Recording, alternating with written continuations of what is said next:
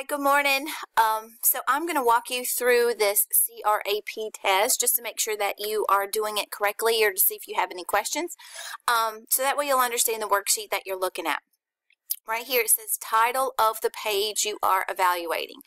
So if you were to evaluate IXL that you guys love so much, you're going to see that we are looking for a title. And so in looking for a title, you just see that it's basically the closest thing to a title. You look at those text features, and this would probably stand out the most. So really your title is just IXL. You have a catchphrase here with immersive adapting learning, but that's not going to be your title. So your title is going to be whatever kind of sticks out based on the text features of how you just separate your title. When you talk about URL, you're talking about your web address. So you guys can go ahead and consider that for your URL, whatever's on your line. When you talk about currency, you're talking about when it was written. So a good idea is for you to go all the way down to the bottom, and you're going to see a date. Sometimes it will just be a year, as you can see right here. Sometimes you'll have like specific updates. So that's how you would find information about currency. You can begin to answer these questions. When you're talking about reliability, you're looking for things like references, bibliographies, the content opinionated. What you can do is look for something right here like resources or about.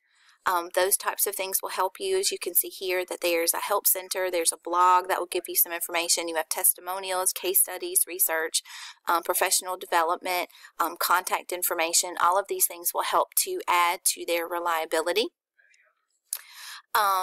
You can see that you also have the testimonials here.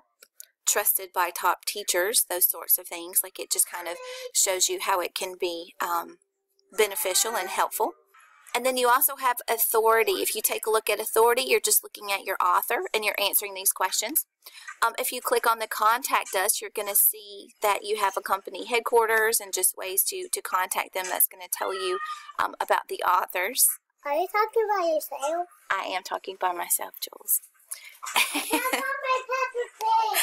And then you have purpose and point of view.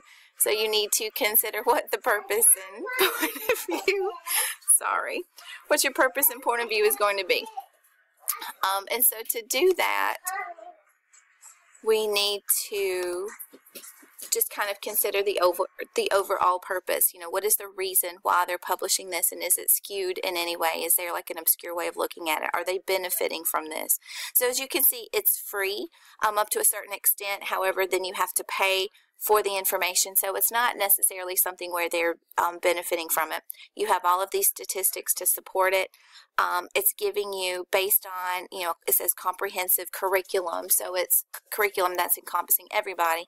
So it's something that's going to benefit everybody. So these questions will help you to figure out the validity of IXL. And so you're going to see that based on these questions, IXL is a good, solid website. It does pass the test. Hopefully that's going to help you to find this information, or at least you're entertained by my daughter randomly running in this morning. But other than that, I hope you have a great day and an easy time with this test.